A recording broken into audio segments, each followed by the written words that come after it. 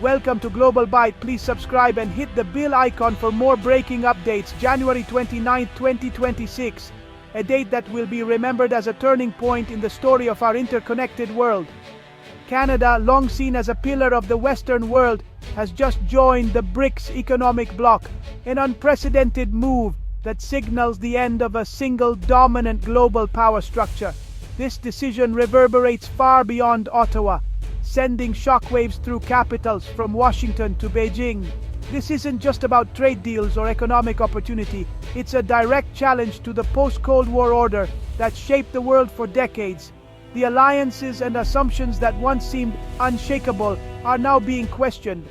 Canada's pivot shatters the assumption that Western allies will always fall in line, showing that middle powers now seek their own paths. The world is witnessing a new era where loyalty is no longer guaranteed, and every nation is re-evaluating its interests. Across the globe, countries are pursuing strategic autonomy, building flexible partnerships, and diversifying economic ties to avoid over-reliance on any one power. The global chessboard is being rearranged piece by piece. Canada's decision is especially significant given its deep Western roots. If even Canada is rethinking its alliances, the global architecture is truly being redrawn. The implications are profound, and the world is watching closely. This shift will impact everything from the price of goods on store shelves to the flow of energy and resources, and even the stability of global supply chains. It will also shape the future of institutions like NATO and the G7, forcing them to adapt or risk becoming obsolete in a world where alliances are in flux. As we explore the reasons behind Canada's move and its far-reaching consequences, we are witnessing the dawn of a new uncertain era in global politics. The rules are being rewritten in real time. The old map is gone. In its place, a new world is emerging, one defined by shifting alliances and unpredictable partnerships. Nations are scrambling to find their place in a rapidly changing world, racing to secure their interests and redefine their roles on the global stage. Understanding this seismic shift is essential for anyone hoping to navigate the future. The choices made today will echo for generations to come. For nearly a century, Canada was the model Western ally, committed to multilateralism, close US ties, and institutions like NATO and the G7. Its prosperity and security were built on this foundation, with the US as its largest trading partner and closest security ally. But the rise of China, a resurgent Russia, and growing unpredictability from the US have eroded the old certainties. Trade wars and shifting alliances made the rules-based order feel less like a reliable bargain and more like a constraint. Canada's decision to join BRICS is the result of years of watching the world change and realizing that standing still means falling behind. The pivot is a calculated response to a world where the old guarantees no longer hold. BRICS, originally an acronym for Brazil, Russia, India, China, and later joined by South Africa, was never intended as a military alliance, but rather as a coalition designed to amplify the voices of emerging economies and challenge the long-standing dominance of Western powers in global affairs. At its core, BRICS aims to reform the global financial and political systems, especially by reducing the world's reliance on the US dollar and creating a more balanced international order. The new development bank, along with the BRICS clear payment system, are just two examples of the bloc's growing institutional power, providing alternatives to Western-led financial institutions like the IMF and World Bank. In recent years, BRICS has expanded, welcoming new members from the Middle East, Africa, and Latin America, a move that reflects growing global dissatisfaction with the old world order and the desire for a more inclusive system. For many countries, BRICS represents a chance to finally have a seat at a new table, one where the rules are still being written and where their interests are better represented. Despite significant internal differences and diverse national interests, BRICS members are united by a shared desire for greater strategic autonomy and a vision for a more equitable multipolar world system that moves beyond traditional power structures.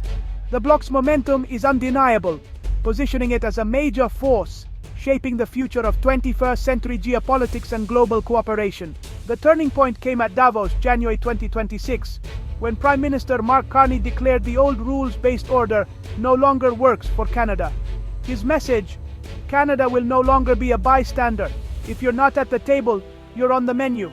Carney unveiled a strategy of multi-alignment, building flexible, issue-based coalitions, separating economic interests from security commitments. This isn't about abandoning old friends, but about maximizing Canada's interests in a fragmented world. The symbolism of making this announcement at Davos, the heart of Western consensus, was unmistakable. Carney's speech was both a break with the past and an invitation to a new, more inclusive global dialogue. Canada was now playing by its own rules. Carney's speech capped 2 years of deliberate action. Canada had already begun diversifying its partnerships and reducing dependence on the US. A high-profile visit to China to seek investment in Canada's oil sector signaled a willingness to diverge from Washington's approach. Canada also slashed tariffs on Chinese electric vehicles, making them more affordable and sending a clear message to Beijing. These moves separated economic policy from geopolitical rivalry, positioning Canada as a pragmatic, neutral partner. Beyond China, Canada signed a safe agreement with the EU and a dozen other trade and security deals, building a resilient network of partnerships.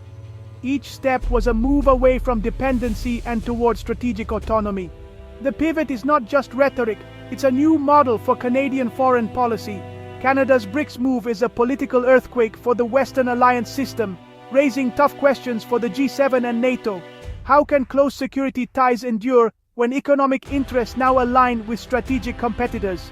The shift introduces new distrust and complexity into relationships once defined by trust and shared values. Canada insists it can balance economic and security interests, but this will be a difficult line to walk. Other middle powers may now see Canada's example as a blueprint for greater independence. The old bloc system is fragmenting, replaced by a la carte diplomacy and multi-alignment. The G7's collective leverage is weakened, and the economic center of gravity is shifting away from the North Atlantic. Institutions must adapt or risk irrelevance in this new era. Canada's entry into BRICS will redraw trade maps and reshape supply chains, marking a pivotal moment in global commerce. This move gives Canada access to fast-growing markets across Asia, Africa, and South America, while also reducing its dependence on the US for both imports and exports. For Canadian exporters, this could open doors to new customers, diversified supply chains, and innovative business partnerships. However, it also brings new challenges as companies must adapt to unfamiliar regulations, business cultures, and competitive pressures from emerging economies. Canada's embrace of Chinese investment and lower EV tariffs may disrupt North American industries, forcing companies to innovate and rethink their strategies. These changes are likely to accelerate the trend toward regionalized, resilient supply chains as businesses seek to minimize risk and maximize efficiency. Most significantly, Canada's move adds real momentum to the global push for de-dollarization, challenging the long-standing dominance of the US dollar in international trade. As a G7 economy, Canada's participation in BRICS financial systems increases the volume of non-dollar transactions, encouraging other developed nations to consider similar shifts. The dollar's dominance won't end overnight, but the foundations of its supremacy are being tested as never before. Its so-called exorbitant privilege is gradually eroding, with ripple effects across global finance. This shift could affect borrowing costs, currency values, and the ability of countries to manage economic crises. Ultimately, it may influence the price of goods worldwide, impacting everyday consumers and businesses alike.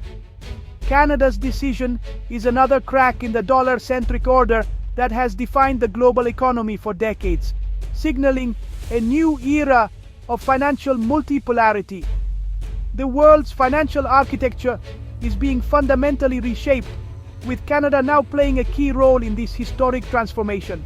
Experts describe Canada's new strategy as multi-alignment, making friends with everyone, but promising to be no one's best friend forever. The old world was black and white. Now, Canada is building flexible relationships based on shared interests, not rigid alliances. It might work with the US on security, the EU on climate, and BRICS on trade, all at once. This approach, already used by countries like Turkey and India, is about strategic autonomy and reducing dependence on any one superpower. By diversifying partnerships, Canada gains leverage and options in a volatile world.